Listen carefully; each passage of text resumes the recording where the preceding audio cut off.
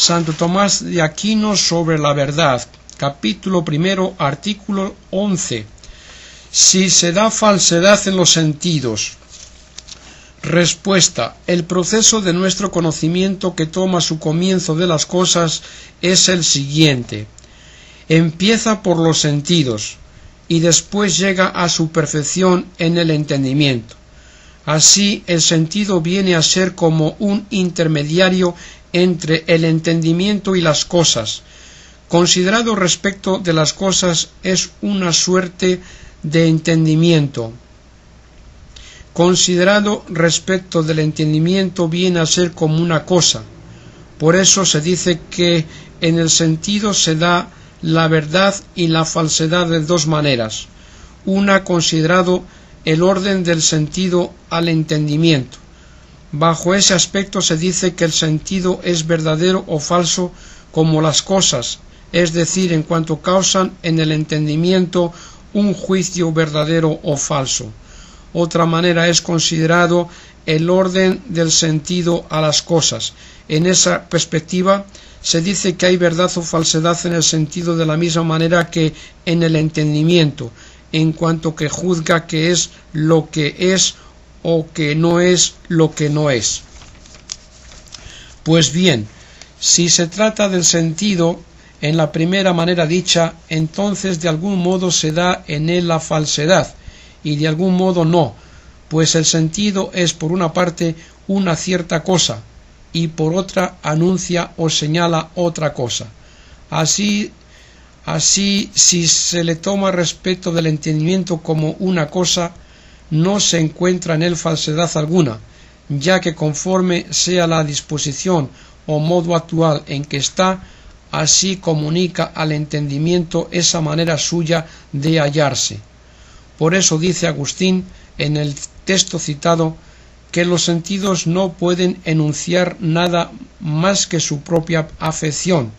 En cambio, si se le toma respecto del entendimiento, en cuanto que representa otra cosa, tomado así puede llamarse falso al sentido, en cuanto que puede causar un juicio falso en el entendimiento, si bien no lo causará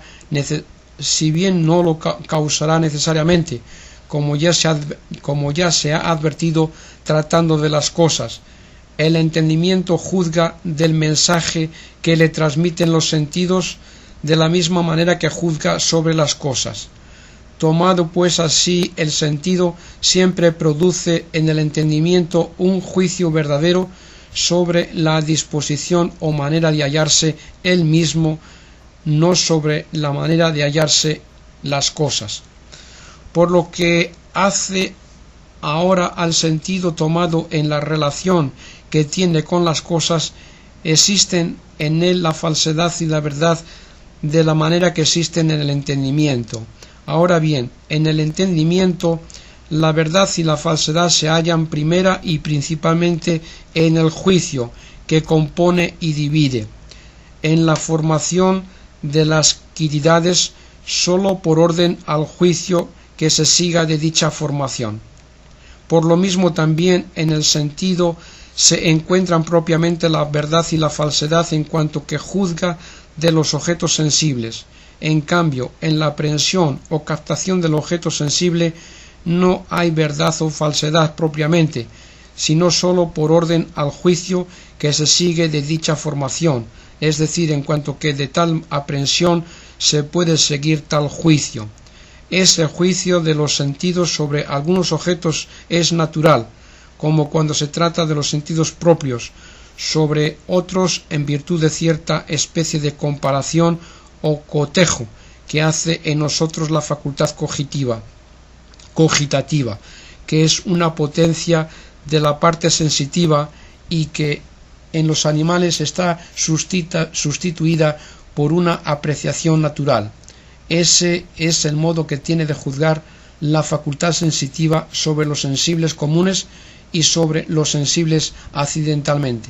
Ahora bien, el acto natural de un ser siempre se realiza de la misma manera, si no es impedido accidentalmente por un defecto interno o por obstáculo extrínseco. Por eso el juicio del sentido sobre los sensibles propios siempre es verdadero, si no hay impedimento en el órgano o en el medio, pero en los sensibles comunes y en los sensibles accidentalmente a veces se engaña el sentido.